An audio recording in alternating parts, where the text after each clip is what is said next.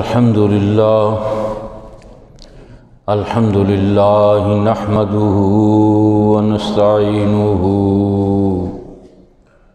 ونستغفره ونؤمن به ونتوكل عليه ونعوذ بالله من شرور أنفسنا ومن سيئات أعمالنا من يهده الله فلا مضل له ومن يضلله فلا هادي له ونشهد أن لا إله إلا الله وحده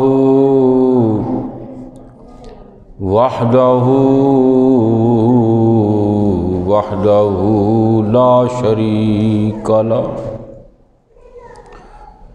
ونشهد أن سيدنا وسندنا ومولانا محمد صلى الله عليه وسلم عبده ورسوله وقال الله تعالى في القرآن المجيد والفرقان الحميد ألا إن أولياء الله لا خوف عليهم ولا هم يحزنون آمنت بالله صدق الله العظيم وبلغنا على رسوله النبي الكريم الأمين إن الله وملائكته يصلون على النبي يا أيها الذين آمنوا صلوا عليه وسلموا تسليما الصلاة والسلام عليك يا سيدي يا رسول الله وعلى آلك وأصحابك يا حبيب الله الصلاة والسلام عليك يا سيدي يا رسول الله وعلى آلك وأصحابك يا حبيب الله میں لجپالاں دے لڑ لگیاں میرے تو غم پرے رہندے میں لجپالاں دے لڑ لگیاں میرے تو غم پرے رہندے میری آساں امیداں دے صدا بوٹے ہرے رہندے میری آساں امیداں دے صدا بوٹے ہرے رہندے کدی بھی لوڑ نہیں پیندی مینوں در در تے جاون دی کدی بھی لوڑ نہیں پیندی مینوں در در تے جاون دی میرے دل وچ سجن وسدا میرے دیدے ٹھرے رہندے میرے دل وچ سجن وسدا میرے دیدے ٹھرے رہندے نیازی مینو غم کادا میری نسبت لاسانی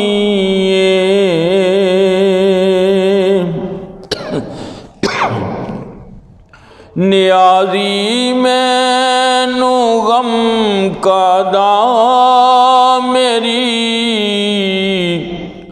نسبت لاسانی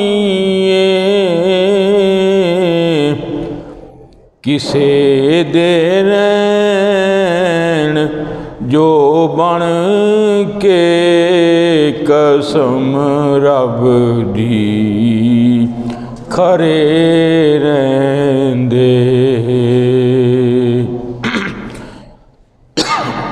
حمد و صلاۃ کے بعد قرآن مجید فرقان حمید کی آیت تلاوت کی۔ اللہ تبارک و تعالی ہمیں سن کر عمل کرنے کی توفیق عطا فرمائے۔ موضوع حضور غوث اعظم جیلانی رحمۃ اللہ تعالی علیہ کا شروع ہے۔ آپ سے منسوب بے شمار کرامات ہیں اور جو آنے والوں کے لیے رہنمائی کا کام بھی کرتی ہیں، اور جو لوگ یقین کے کچے ہوں ان کے یقین کو پختہ کرنے کے لیے اولیاء کرام سے کرامات کا ظہور ہوتا ہے۔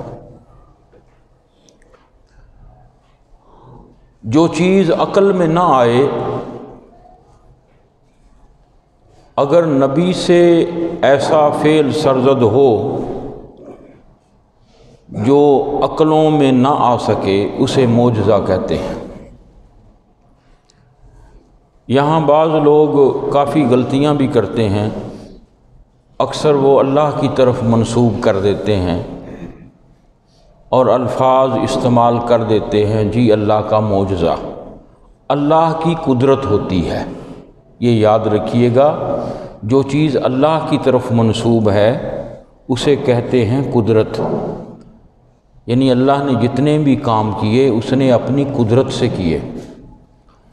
اگر نبی کوئی عقل سے ورا کام کر کے امت کی رہنمائی کے لیے یا دین اسلام پھیلانے کے لیے حضور نبی اکرم صلی اللہ علیہ وسلم سے جو فعل سرزد ہوا اسے معجزہ کہتے ہیں۔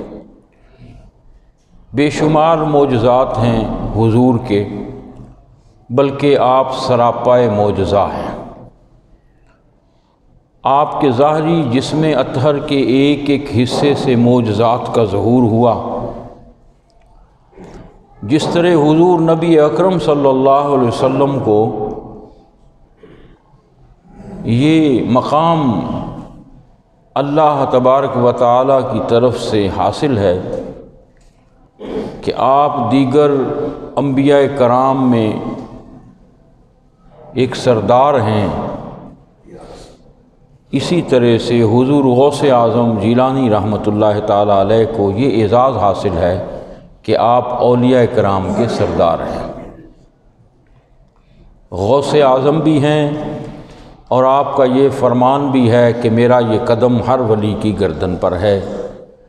بڑے بڑے اولیاء کرام آپ کی مجلس سنا کرتے تھے۔ معجزے سے نبی سے منسوب معجزہ ہوتا ہے، اور ولی سے منسوب جو عقل سے ورا کام ہو جائے وہ کرامت کہلاتی ہے۔ اور کرامت بعض اوقات اس کا ظہور اللہ تبارک و تعالیٰ نے جتنا اختیار اپنے بندے کو دیا ہوتا ہے اس کے مطابق وہ ظاہر ہوتی ہے، اور زیادہ تر یعنی اللہ تبارک و تعالیٰ کی مرضی سے اللہ کے اس کرامت کو ظہور میں لانے کے لیے اللہ کی قدرت شامل ہوتی ہے۔ بعض اوقات اللہ کے بندے کو اپنے شعور کے لحاظ سے علم نہیں ہوتا اور کرامت ظاہر ہو جاتی ہے، اور وہ بھی اس لیے کہ دیگر جو لوگ یقین نہیں رکھتے وہ اس اللہ کے بندے پر کامل یقین کر لیں کہ یہ خدا کا برگزیدہ بندہ ہے۔ حضور غوث اعظم جیلانی رحمۃ اللہ تعالیٰ علیہ سے بے شمار کرامات ظاہر ہوئیں، جن میں کئی تو بہت مشہور ہو گئیں، جن میں ایک یہ تھی کہ وہ 12 سال کے بعد مائی کا بیڑا ڈوبا ہوا، جس بیڑے میں اس کا ایک ہی بیٹا تھا، اس کی شادی کے لیے وہ بارات دریا سے جا رہی تھی تو وہ بیڑا ڈوب گیا، تو اس مائی کا یہ معمول بن گیا کہ وہ ہر روز دریا پہ آ کے رویا کرتی تھی۔ تو حضور غوث اعظم جیلانی رحمۃ اللہ تعالیٰ علیہ کی دعا سے برکت سے وہ مائی کا بیڑا جو تھا وہ صحیح سلامت 12 سال کے بعد ظہور ہو گیا۔ اب اگر کوئی عقل والا یہ اعتراض کرنا چاہے کہ یہ کیسے ممکن ہے کہ 12 سال کے بعد جو چیز موجود ہی نہیں رہی وہ دوبارہ سے پھر ظاہر ہو جائے، تو یہ چیز ناممکن ہے بندے کے لیے، اللہ کے لیے ناممکن نہیں ہے۔ پہلے تو اس بات پہ غور کیجئے، قرآن مجید میں 2 جگہوں پہ اس کی نشاندہی آپ کو ملے گی، بہت بڑی نشاندہی، کہ بے شک وقت کتنا بھی گزر جائے وہ چیز جو کئی سال پہلے ختم ہو چکی ہو اللہ کی قدرت سے دوبارہ ظاہر ہو سکتی ہے۔ مثال کے طور پر اصحاب کہف کی نیند اور غار میں ان کا سو جانا، 300 سال گزرنے کے بعد بھی جب وہ اٹھے تو وہ اپنے جسم کے ساتھ ویسے کے ویسے موجود تھے۔ پھر حضرت عزیر علیہ السلام کے بارے میں کہ غالباً 1000 سال تک آپ کے ساتھ آپ کا گدھا بھی جو تھا، اور وہ آپ پہ اللہ نے نیند طاری کر دی، تو 1000 سال کے بعد جب اٹھے تو پھر آپ کو اللہ تبارک و تعالیٰ کی اس قدرت پر یقین آ گیا۔ پھر حضرت ابراہیم علیہ السلام نے جب یہ پوچھا کہ بار الہ تو کیسے زندگی بخشتا ہے، تو آپ کو شک تو نہیں تھا، لیکن آنے والی امت کے لیے اور نسلوں کے لیے آپ نے یہ اللہ تبارک و تعالیٰ کی بارگاہ میں سوال اٹھایا۔ تو اللہ نے کہا 4 پرندے لیجئے، ان کو ذبح کیا، ان کا قیمہ بنایا، اور قیمہ بنا کے علیحدہ علیحدہ پہاڑوں پہ رکھ دیا، ان کو آپس میں مکس کر دیا اور علیحدہ علیحدہ پہاڑوں پہ رکھ دیا، اور پھر اللہ نے کہا اے ابراہیم ان کو آواز دو۔ جب آواز دی تو وہ 4 ان کے اجزاء اکٹھے ہوئے اور وہ زندہ اپنی اپنی صورت میں حضرت ابراہیم علیہ السلام کے پاس دوڑ کے آ گئے۔ یہ بہت بڑی ایک اللہ کی قدرت ہے۔ حضور غوث اعظم جیلانی رحمۃ اللہ تعالیٰ علیہ نے جب اس مائی کے بیڑے کے لیے دعا کی تو تھوڑی سی دیر ہو گئی تھی، تو جب دیر ہوئی تو آپ نے اللہ کی بارگاہ میں دعا فرمائی کہ بار الہ یہ دیر کیوں ہو رہی ہے؟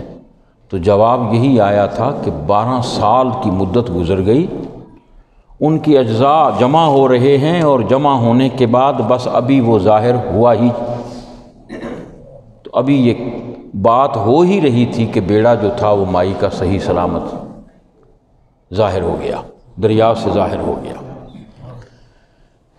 اب دوسرا سوال یہ پیدا ہوتا ہے کہ آیا یہ ممکن کیسے ہے؟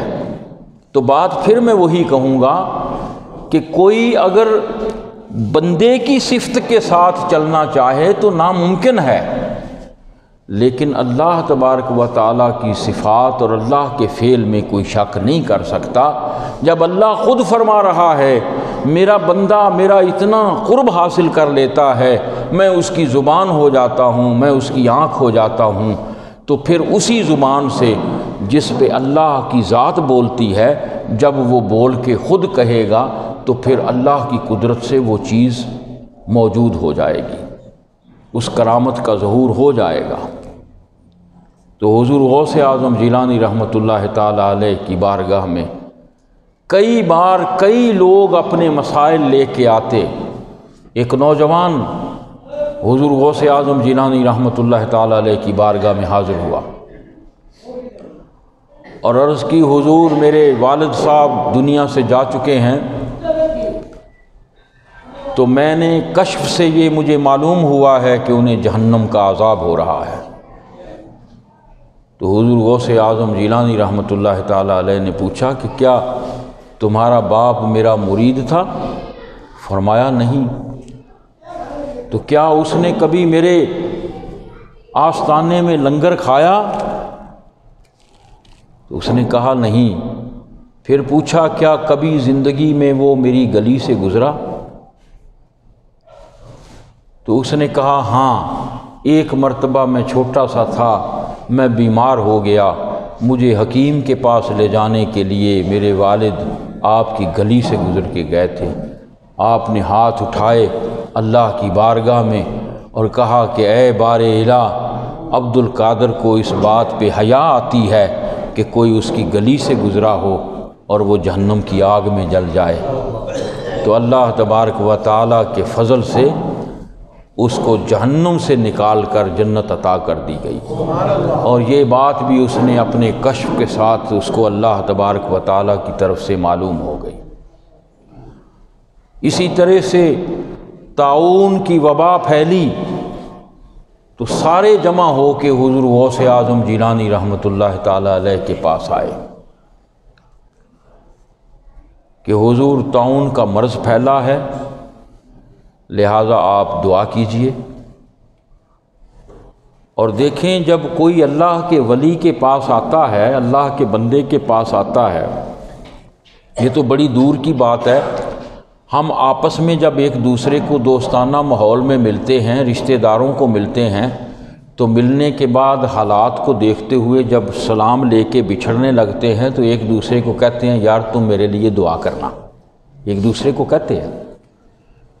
تو اس کا مطلب کیا ہوتا ہے؟ اس کا مطلب یہ ہوتا ہے کہ دعا اس نے اللہ سے کرنی ہے، نہ کہ اس نے اپنے پاس سے کوئی چیز دے دینی ہے۔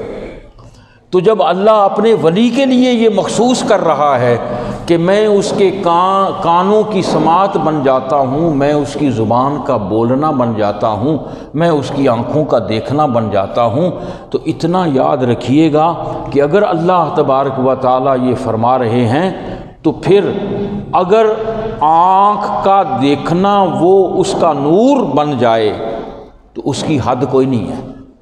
بندے کی آنکھ کا دیکھنے کی حد ہے، اللہ کے نور کی حد کوئی نہیں ہے، اس کو محدود نہیں کر سکتے۔ لہٰذا وہ ذات جہاں بھی اپنے فعل اور اپنی صفت کے ساتھ موجود ہوگی تو لامحدود موجود ہوگی۔ عملوں کے تحت اسی لیے درجہ بندی کی گئی ہے۔ تو حضور غوث اعظم جیلانی رحمۃ اللہ تعالی علیہ نے ہاتھ اٹھائے اور اللہ کی بارگاہ میں دعا کی، اور آپ نے ان بندوں سے یہ کہا کہ میرے اس آستانے میں جو گھاس اگی ہوئی ہے اس کو کھاؤ، یہ آپ نے حکم دے دیا، اس گھاس کو کھاؤ، اور میرے مدرسے میں میرے آستانے میں جو کنواں ہے اس کا پانی پیو، انہوں نے وہ پانی پیا اور وہ گھاس کھائی تو جتنے بھی مریض تھے طاعون کے وہ سارے کے سارے ٹھیک ہو گئے، درست ہو گئے۔ اب یہاں ہم اعتراض اس صورت میں کریں گے جب خیال اور ذہن جائے گا کہ ایک بندے نے یہ کام کیا، لیکن کبھی بندے کو اندر جا کے دیکھو تو صحیح کہ بندے کے اندر اور کیا کیا ہے۔ اگر بندے کے اندر آگ، پانی، مٹی، ہوا ہے تو روح بھی تو ہے نا، پھر اللہ کا نور بھی تو ہے نا، اللہ کا قرب بھی تو ہے نا۔ اس قرب کی بدولت ہی اللہ کے ولی سے کرامات کا ظہور ہوتا ہے۔ تو حضور غوث اعظم جیلانی رحمۃ اللہ تعالیٰ علیہ سے بھی ظہور۔ آپ چونکہ غوث اعظم ہیں اور آپ کے تصرفات میں اللہ تبارک و تعالیٰ نے اتنا آپ کو قرب عطا فرمایا ہے کہ آپ کا ایک مرید آپ کو ملنے کے لیے جاتا ہے تو ایک رات میں اسے 70 بار احتلام ہو جاتا ہے۔ مختلف خوابوں میں اسے جب احتلام ہوتا ہے تو صبح اٹھ کے وہ غسل کر کے نماز ادا کرنے کے بعد جب پوچھتا ہے کہ میرے ساتھ ایسے ہوا تو اس کو جواب یہ ملتا ہے کہ تیری جو تختی ہے لوح محفوظ پہ ہر بندے کی تختی لکھی ہوئی ہے، یہ یاد رکھیے گا۔ اور یہاں ایک بڑا نازک مسئلہ آ جاتا ہے کہ قیامت تک جو کچھ ظاہر ہونا ہے وہ اللہ نے لکھ دیا، لکھا جا چکا ہے۔ اب آپ وہاں پہ ایک سوال بھی اٹھا سکتے ہیں کہ اگر میرا مقدر لکھا ہی جا چکا ہے، یعنی اعتراضاً سوال ہم سارے اٹھائیں گے، لیکن کبھی مثبت معنوں میں ہم نے سوال نہیں اٹھایا۔ کیا اٹھائیں گے کہ اگر لکھ ہی دیا ہے تو پھر مجھ سے جو غلطی ہوئی ہے اس کا مطلب ہے وہ لکھی ہوئی تھی، میرا قصور نہیں ہے؟ یہ سوال اٹھے گا نہیں۔ اس میں قصور یہ ہے کہ لکھا تو ضرور ہوا ہے لیکن وہاں ایک اختیار کا حصہ تجھے بھی دے دیا ہے، اسی لیے تو تجھے عقل دی، اور عقل دے کے تجھے یہ پتہ ہے کہ گرمی سے بچنا ہے تو ٹھنڈی ہوا کا انتظام کرنا پڑے گا، وہ تو اپنے لیے کرتا ہے۔ تجھے پتہ ہے کہیں جانا ہے تو کپڑے استری کر کے کرنے پڑیں گے، وہ تجھے علم ہے۔ تجھے پتہ ہے کہ میں یہ کام ایسے کروں گا تو پھر ہوگا۔ اسی طرح حضرت علی کرم اللہ وجہہ کے پاس ایک شخص آیا، تقدیر کے بارے میں سوال کیا تو آپ نے کہا اپنی ایک ٹانگ اٹھا۔ اس نے ایک ٹانگ اٹھائی اور کہا دوسری بھی اٹھا۔ کہا حضور میں گر جاؤں گا۔ فرمایا اتنا تجھے اللہ نے اختیار دیا ہے کہ تو اپنی عقل سے کچھ سوچے۔ اگر تجھے اتنا اختیار ہے کہ دوسری ٹانگ اٹھاؤں گا تو گر جاؤں گا، تو پھر تیرے پاس یہ بھی اختیار ہے کہ رب نے بتا دیا یہ رستہ غلط ہے، اس رستے پہ نہیں جانا، تو کیوں جاتا ہے؟ یعنی یہاں یہ بات سمجھنی پڑے گی، لکھا جا چکا ہے۔ لیکن حضور غوث اعظم جیلانی رحمۃ اللہ تعالی علیہ فرماتے ہیں اس کو جواب یہ آیا کہ لوح محفوظ پر تیرے مقدر میں 70 دفعہ یہ گناہ لکھا ہوا تھا کہ ایسے ہوگا۔ تو حضور غوث پاک کے تصرف نے، اور تصرف کیسا؟ تصرف وہ جو اللہ کے نور سے ظاہر ہوتا ہے، اس 70 بار کے ظاہری گناہ کو غوث پاک نے خواب میں بدل دیا۔ اور اسی طرح کا ملتا جلتا آپ کی بہت بڑی ایک کرامت کا واقعہ اور آتا ہے کہ اس دور میں ایک تاجر تھا، اس نے تجارت کی غرض سے جانا تھا، تو اس کو اس کے ایک ساتھی نے جو بزرگ تھے روک دیا کہ نہ جاؤ، ڈاکہ پڑ سکتا ہے، ڈاکو تمہارا مال لے جائیں گے۔ تو رستے میں حضور غوث اعظم جیلانی رحمۃ اللہ تعالیٰ علیہ سے ملاقات ہوئی تو آپ نے فرمایا نہیں تو چلا جا، اللہ تعالیٰ خیر کرے گا۔ وہ چلا گیا، اس کو بڑا منافع ہوا، 1000 اشرفیاں منافع میں آئیں، اس نے ایک تھیلی میں ڈالی اور رکھ کے بھول گیا کہیں۔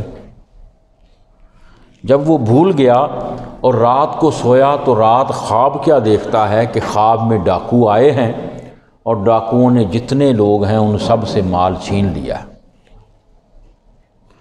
اور مال چھین کے لے گئے ہیں، سارے پریشان بیٹھے ہیں، اور وہ بھی اسی پریشانی میں خواب سے جب اٹھا تو اس کو یاد آ گیا میں نے اشرفیوں کی تھیلی کہاں رکھی ہوئی تھی۔ تو جب وہ حضور کی بارگاہ میں آیا تو فرمایا کہ وہ جو انہوں نے تجھے کہا تھا کہ رستے میں یہ معاملہ ہوگا، ڈاکو پڑیں گے، وہ حقیقتاً ایسے ہونا تھا، لیکن یہ تصرف ہے حضور غوث اعظم جیلانی کا کہ انہوں نے جو واقعہ ظاہر میں ہونا تھا اس کو تیری خواب میں بدل دیا ہے، خواب کے اندر وہ کام کر کے بدل دیا ہے۔ یہ چونکہ آج موضوع ہی آپ کی کرامات سے متعلق ہے، ورنہ میں یہ ضرور کبھی عرض کروں گا خواب کے متعلق بھی۔ بس اتنا عرض کر دوں کہ جب تم خواب سو جاتے ہو، خواب میں جب کوئی وقوع ہو رہا ہوتا ہے تو تم دیکھ رہے ہوتے ہو اور لگتا ہے یہ عین اصلی ہو رہا ہے۔ یہ ایک نقطہ میرا سمجھ لینا، لگتا ہے عین اصلی ہو رہا ہے، تو کبھی رات کی تنہائی میں یا ویسے اکیلے بیٹھ کے کبھی یہ خیال کرنا، یا میں یہ خیال کر لوں کہ ابھی میں تقریر کر رہا ہوں اور میں خواب میں کر رہا ہوں، تو دوستو حقیقت یہی ہے کہ یہ واقعی خواب ہے۔ اور حضور نبی اکرم صلی اللہ علیہ وسلم نے ارشاد فرمایا لوگ سوئے ہوئے ہیں، جب مریں گے تب جاگیں گے، کیونکہ باطن کی آنکھ تبھی کھلنی ہے جب یہ ظاہر والی آنکھیں بند ہوں گی۔ اب جس جہان میں آنکھ کھلی ہوئی ہے یہ ایک وہم ہے، ہر صوفی نے، ہر عاشق نے، ہر ایک نے اسی کو وہم کہا ہے، کیونکہ اگر یہ وہم نہ ہو تو وہم کبھی ختم نہیں ہوتا، اگر وہم نہ ہو تو لالچی کا لالچ ختم ہو جائے، ہرس کرنے والے کی ہرس ختم ہو جائے، اس لیے کہ وہ وہم نہیں تھا، وہ دوڑ رہا ہے ایک سائے کے پیچھے، اسی طرح ہم بھی سائے کے پیچھے دوڑ رہے ہیں۔ اور یاد رکھیے گا جب کوئی کامل مرشد تیرے دل میں اس میں اللہ کی بوٹی لگا کے تجھے اس رستے پہ چلاتا ہے نا، تو آہستہ آہستہ تیرا سفر جب چلنا شروع ہوتا ہے تو یہ آگ پانی مٹی ہوا والے جسم سے حواس اٹھتے ہیں، تو پھر واقعی لگتا ہے یار یہ تو خواب ہی تھا۔ اور اس کی تھوڑی سی دلیل سمجھنی ہو تو کبھی یہ رمضان شریف کے مہینے میں غور کیجئے گا، 8-10 روزے رکھنے کے بعد نیند بڑی آتی ہے، جب نیند زیادہ آتی ہے اور گہری نیند میں سو جاتے ہیں تو سونے کے باوجود بھی، ساری رات سونے کے باوجود بھی جب اٹھتے ہیں لگتا ہے ابھی سوئے ہی نہیں، نیند پوری نہیں ہوئی۔ اور بعض لوگ ایسے ہوتے ہیں وہ 1 گھنٹہ سو کے کہہ دیتے ہیں یار میری تو نیند پوری ہو گئی ہے، کیوں؟ اور پھر اس کی دلیل کے لیے کسی نے یہ سوال کیا اہل اللہ سے کہ یہ تو بڑی عجیب بات ہے کہ حضرت آدم علیہ السلام کے دور سے جو فوت ہو گیا وہ تو فوت ہو گیا، اب وہ اپنے عالم برزخ میں چلتا آ رہا ہے، اگر کسی کو عذاب ہو رہا ہے تو عذاب ہو رہا ہے، اگر کسی کو جنت مل گئی تو اس کو نعمتیں مل رہی ہیں، تو قیامت نہ جانے کب آئے گی۔ اور ایک وہ بندہ کہ وہ آج مرا ہو اور اگلے دن قیامت آ جائے تو پھر وہ تو صحیح خوش قسمت ہے، یہ ابھی مرا تھا تو ابھی قیامت آ گئی۔ تو جواب دینے والے اللہ کے اس بندے نے یہ کہا نہیں، یہ تیرا وہم ہے، رب قابض بھی ہے، رب باسط بھی ہے، وہ جو آدم علیہ السلام کے دور میں فوت ہوا تھا چاہے تو اس کے اوپر ایسے حواس طاری کر دے کہ جب وہ اٹھے گا تو اسے یہی لگے گا کہ میں ابھی لیٹا تھا، اور ایک دن پہلے والا اگر مر جائے تو اگلے دن قیامت آ جائے تو اس کے اندر کے حواس کو اتنا پھیلا دے کہ اسے لگے گا صدیاں گزر گئیں مجھے سوئے ہوئے۔ اور اس کی دلیل اگر لینی ہو تو پھر اصحاب کہف کے واقعے کی طرف غور کرو، جب 300 سال کے بعد جاگے تو جاگنے کے بعد کہنے لگے یار ابھی تو ہم سوئے تھے، ادھر زمانے بیت گئے، بستیاں اجڑ گئیں، گھروں کے گھر نہ رہے، کرنسی بدل گئی، ہر چیز تبدیل تھی، وہ کہہ رہے ہیں یار ابھی تو لیٹے تھے، ابھی آنکھ کھل گئی۔ تو یہ طاقت بھی میرے رب کے پاس ہے، اور یاد رکھنا یہ ہر بندے کے اندر یہ طاقت موجود ہے۔ اسی لیے جب بندہ اپنے باطنی حواس کو ظاہری حواس کے اوپر لے آتا ہے تو پھر اس کا سفر باطن میں اللہ کی طرف، اللہ کے قرب کی طرف ہونا شروع ہو جاتا ہے، تو ظاہری حواس اس کے بند ہو جاتے ہیں، اس کے لیے کوئی مشکل نہیں ہے۔ تو حضور غوث اعظم جیلانی رحمۃ اللہ تعالی علیہ جو آپ سنتے آئے ہیں کہ وہ ایک مرتبہ حضور غوث اعظم جیلانی رحمۃ اللہ تعالی علیہ کی بارگاہ میں ایک تو وہ نوجوان آیا، اور اسے جب کشف ہوا کہ اب اللہ تبارک و تعالی نے ان کی دعا سے میرے والد کو بخش دیا ہے۔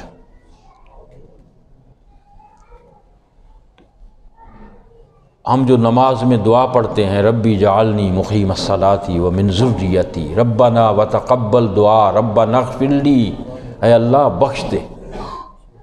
کیا ہے یہ؟ اگر اولاد کے کہنے سے رب بخش رہا ہے تو کیا ولی کے کہنے سے نہیں بخش سکتا؟ پھر شک کیسا؟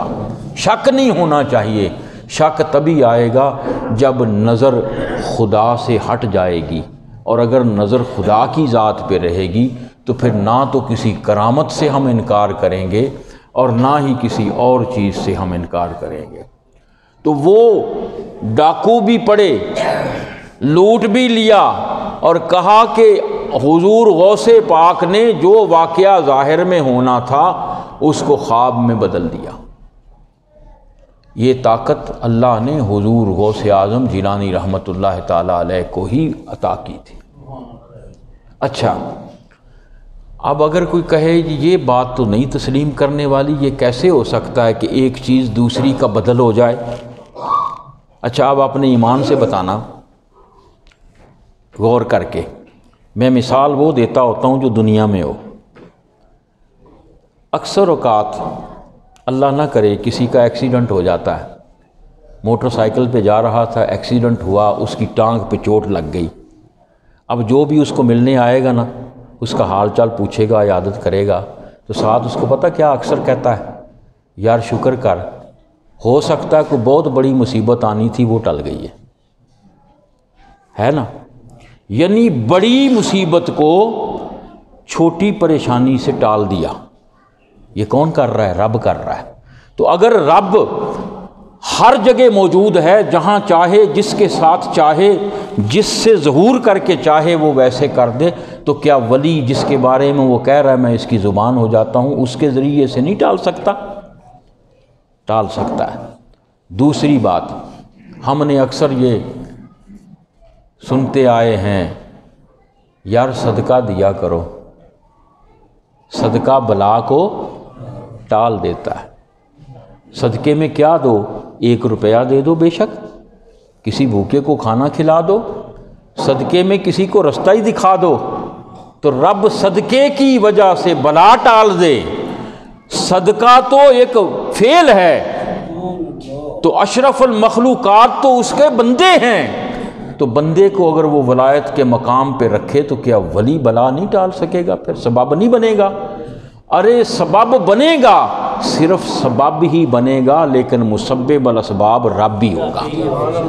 بس یہی نکتہ ہے، اگر کسی کی سمجھ آ جائے نا تو سارے ہی مان لیں کہ واقعی اللہ کے بندوں میں وہ قوت ہوتی ہے کہ جو نگاہ ولی میں یہ تاثیر دیکھی، بدلتی ہزاروں کی تقدیر دیکھی۔ تو حضور غوث اعظم جیلانی رحمۃ اللہ تعالی علیہ کی نسبت جو ہے وہ نام لینے، کبھی ان کی کتاب آپ پڑھ کے دیکھیں، فیوز یزدانی، یقین مانے میرے پاس بھی ہے، میں کبھی کبھی پڑھتا ہوں اس کو، لیکن جب پڑھتا ہوں نا 2-3 لائنیں تو شرم سے ساری جھک جاتا ہے۔ بے شک کوئی کسی مقام پہ ہو، یقین مانے جو انہوں نے کہہ دیا، جو لکھ دیا، کوئی کسی مقام پہ بھی موجود ہو، اپنے آپ کو مجرم ہی سمجھنے لگ جاتا ہے۔ یار جب اتنی بڑی بڑی باتیں بتا رہے ہیں تو ہم کہاں اس کی ذات، اور کہاں ہم جیسے گناہ گار بندے؟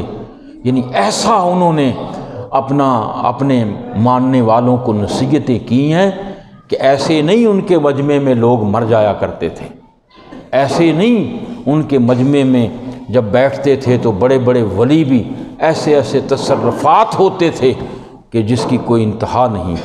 ایک مرتبہ آپ خطاب کر رہے تھے، اوپر ایک چیل اڑتی ہوئی آواز نکالتی ہوئی جا رہی تھی، تو کرتے کرتے تقریر کرتے کرتے اس کے شور کو سن کے آپ نے نگاہ کی، وہ نیچے آ کے گری اور مر گئی۔ اور جب مجمع ختم ہو گیا تو آپ جانے لگے تو اس کو اللہ کے حکم سے زندہ ہو گئی۔ اب اتنا وقت نہیں ہے کہ میں کہوں ہم اس سوچ میں پڑ جائیں کہ کیا بندہ زندہ کر سکتا ہے کہ نہیں۔ اگر زندہ نہیں کر سکتا تو عیسیٰ علیہ السلام بھی بندے ہی تھے، اللہ نے یہ طاقت دے دی تھی عیسیٰ کو۔ عیسیٰ روح اللہ تھے کہ وہ ایک مٹی کا بت بنا کے پھونک مارتے تو وہ پرندہ بن کے اڑ جاتا تھا۔ بندے کے روپ میں اگر وہ زندگی دے سکتے ہیں تو رب کرامت کے لحاظ سے چاہے تو جہاں سے مرضی ظاہر کر کے یہ قوت عطا کر سکتا ہے۔ لیکن مردے زندہ کرنا اتنا کمال نہیں کہا اولیاء کرام نے۔ کمال یہ ہے کہ اپنے دلوں کو زندہ کرو اس کے نور کے ساتھ، اس کی محبت کے ساتھ، اس کے عشق کے ساتھ، تاکہ جب قبر میں جاؤ تو میں قربان اونا تو باہو قبر جنہ دی جیوے ہو۔ قبر جینے سے مراد یہ ہے کہ قبر نور علی نور ہو جاتی ہے۔ اللہ تعالی ہمیں عمل کی توفیق عطا فرمائے۔ وما علینا الا البلاغ۔